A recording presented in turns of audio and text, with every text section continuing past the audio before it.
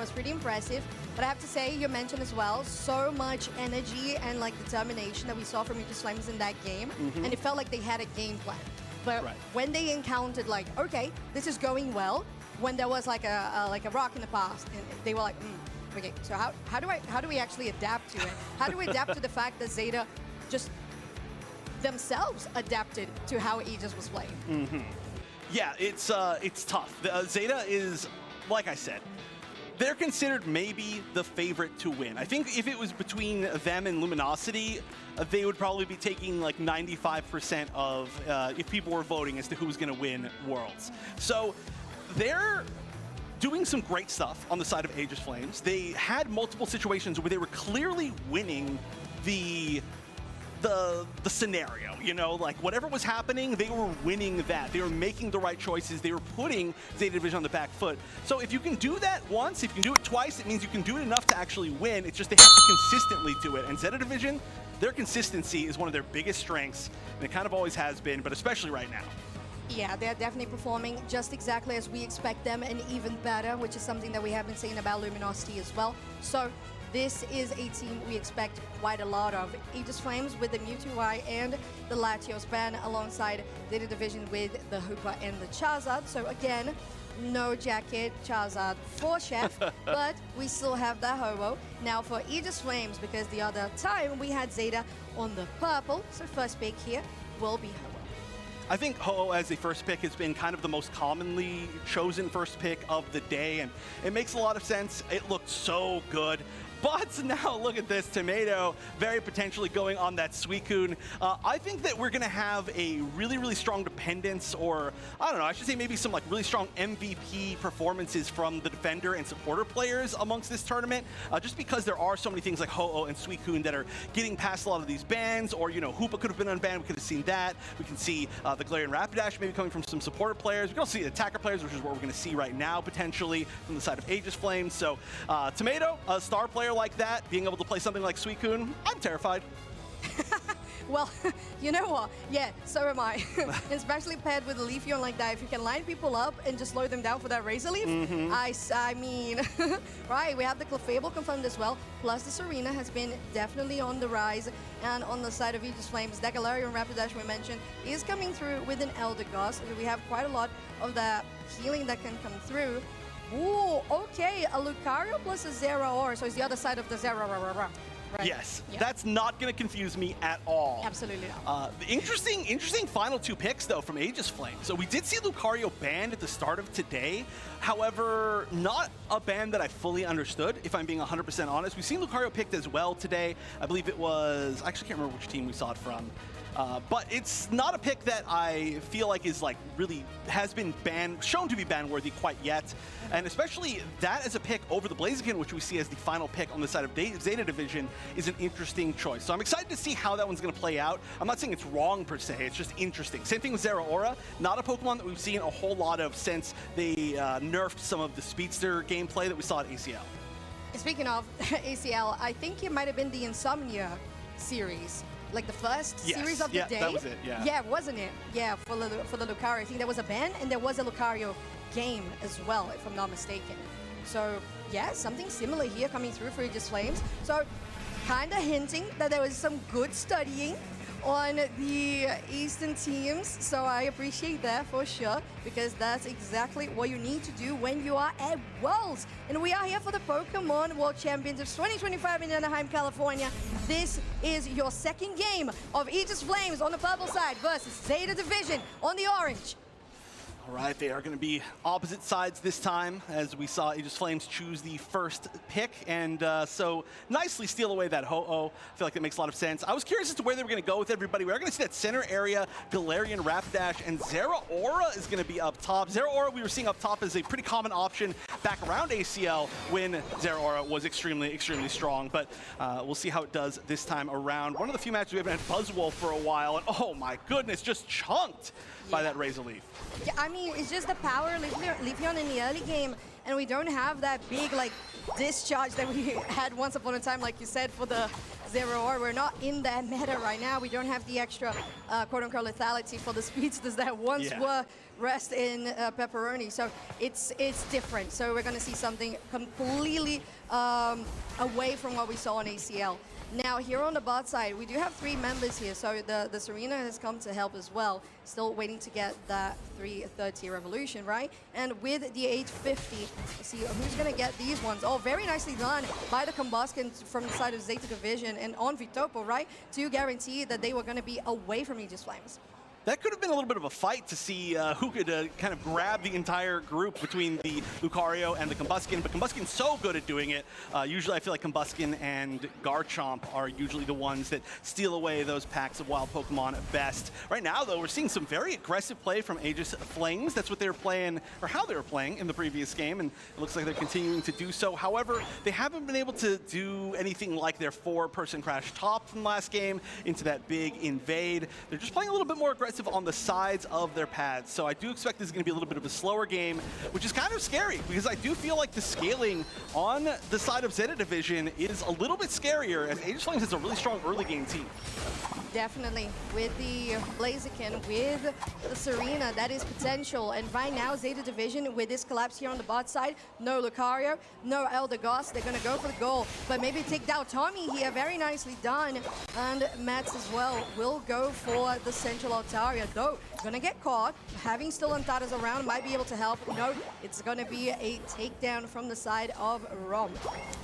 When they're just chasing all the way. We're going to have to back up pretty far here, I think. Zeta is looking very, very strong, and they do have some pretty survivable members on the side of Aegis Flames, so they should be able to hold on onto that gold zone. Some great defenders as well with gold zone defenders. Ho-Oh doing a lot of big AoE damage, but they're going to be challenging up in the middle for that experience, and they're getting a little caught out. Not going down quite yet. We will be losing at least 1 member. Zero Aura backing up, getting the pull. Very nice. Huge play. It's going to get KO'd in return, though.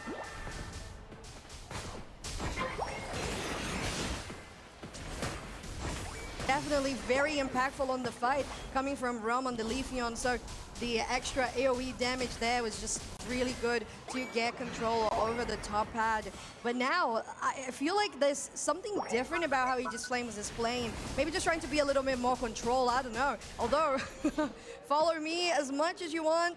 You will escape. Okay, I'll give you that. Eventually, yeah. Honestly, could have kept chasing, but maybe just deciding that, okay, hold on, I'm the only person up top. Chef, that was kind of criminal. That was really crazy. I love that Unite move, though, from the Galarian Rapid Dash, but here's the Serena with a stomp, and she's stomping that way onto success. It's going to be a reset, though. Wait, what are you doing? No! Oh, should have just come back to base.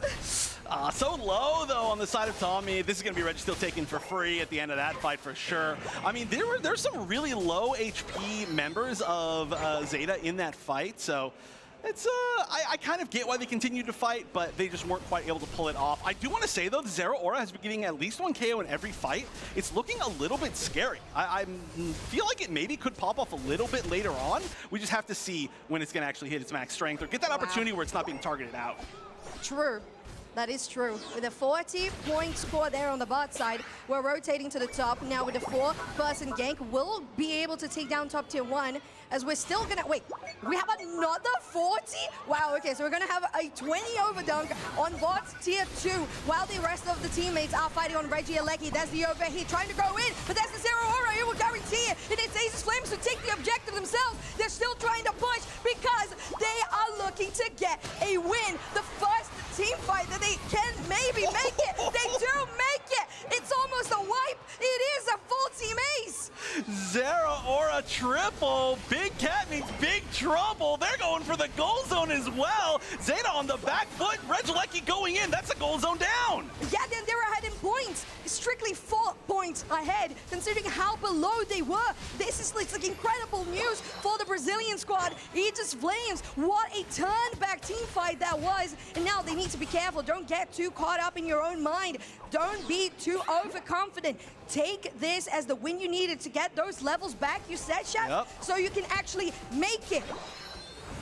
Yeah, I mean, the levels, the points, everything, the goal zone positioning. I mean, look, they're down to the home goal zone on top path. That means every Regieleki is going to be extremely, extremely scary. But Zeta, they're not handing this over for free. They're like, okay, you know what? We're going to take everything you have in return for that aggression. And now they're pushing all the way into their center area, just farming. Yeah, they are. And they are farming players at this point. The Zerora is going to go down. You got to be careful there. Eldegoss, you still have a member coming through, but there's the Queen of Senators going on to do games. They're still going to push because Zeta has quite a lot of damage, but there's the Rekindle Flame with the Ice Spikes all to the Eldegoss, but they're not going to get knocked out. Finally, they do. It's going to be Rom who does it. And again, Zeta punishing whenever they see fit.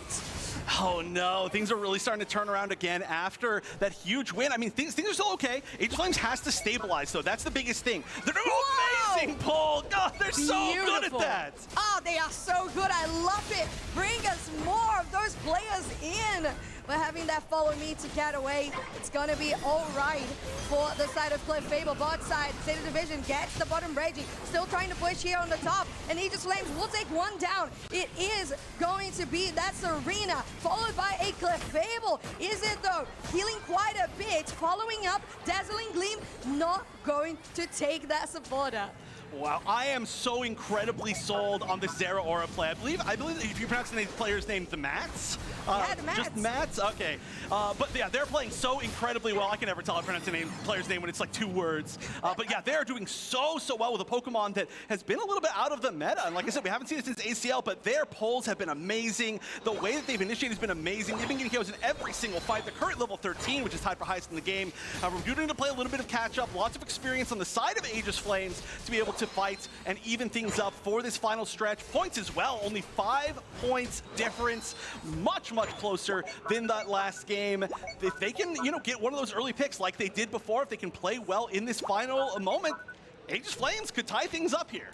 It's true. We are very close to being able to see something like that happen, but there's 2 level 13s on the side of the Zeta Division and a 14 while they're still catching up for Aegis Flames trying to put it in with the Serena. They're going to go Grassy Slide away. So there's not going to be a full-on engage at this point. Goes in. Another one doesn't pick it, so still trying to get a angle while the Eldegoss is maintaining Aegis Flames, still healthy. Now Viterbo getting some poke in as well, getting control over this side of the central. Ooh, Matt is not going to get another one, but still very much convinced that that is the play. And Antares as well, doing so good on that. With, the Ice Spikes are coming? No, they haven't come yet. They're still waiting for the moment. Now Rome on the other side, potentially looking for a flank. Here we go!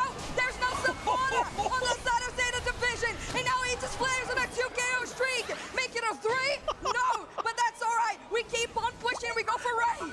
Oh no, 2 people left with the Blaziken. You have to deal with the Blaziken. That's going to be everything. It's hiding up in that top path. They're starting to burn on the Rayquaza down to half life, but we've got to deal with Vitopo. They don't know if there he is. Can Vitopo get in? Can Vitopo find that overheat? No, there's certainly not going to be any time. They get 1 KO. They're getting low. They're still running it down. Can they get the steal? But no, it's going to be Galarian Rapidash. Aegis Flames takes some Rayquaza, and they are going to push for the win. They're 5 points behind, but 50 seconds, it's plenty of time. Mark it on your clocks, everybody. We're going to game 3. Should Aegis Flames score, there's the 100. We need to see more Andres coming through to feel even more comfortable, Chef. And there it is, 1, 2, make it 300 points. I cannot believe what I'm seeing. This match was won with almost certainly Zeraora play. The pulls were out of this world. I mean, that initiation to get the pull into the first KO of that final fight and then just run away with the rest of it after so many different other things. I have to say, I think we should see a Zeraora ban, which is a wild thing to say, but Zeta, potentially the strongest team in the entire world right now, are going to go to game 3 up against Aegis Flames from Brazil. The Brazilian champions, Aegis Flames, taking the Japan Monsters Zeta Division into a game 3, Chef. This is absolutely crazy. The Mets, the highlight on that Zeraora, like you said, let's hear it for them because this was such a win. Things were a little bit rocky and shaky in the beginning, but then when they pulled that off and started just getting confident on those discharge pulls, it was just done. Yeah, I feel like I need to take this down like a notch for a second, because that is such a unique tech that I feel like, especially we're here at Worlds, and shouts to any of you who maybe aren't, you know, super pros at Unite, and you're probably saying, why can that Pokemon do that? And the answer for that is, I don't really know, but it's a specific, unique technique that Zeraora has had for a very long time, where you begin one attack, and then you kind of set up a teleport point for yourself.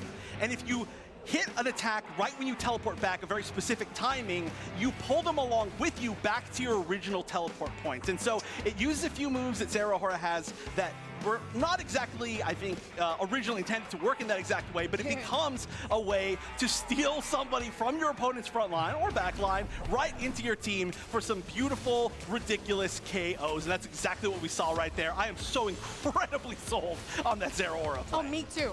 I'm so sold. Just, I don't know. There's nothing more to be bought here. I'm completely sold because, like you said, it's just a special tech because you have to go the Volt Switch to get the location up in for the back line. Use the discharge, but specifically, it's not just one thing that gets people in. It's specifically a boosted auto, which is like every 3 autos. So you gotta like pay attention to exactly the moment when you're using the discharge. Let's do it again. The Max taking down that supporter, just denying all survivability from Zeta Division and just making it like completely unplayable for Zeta, not having the means to heal. Shout outs to our replay guy for the slow-mo right there.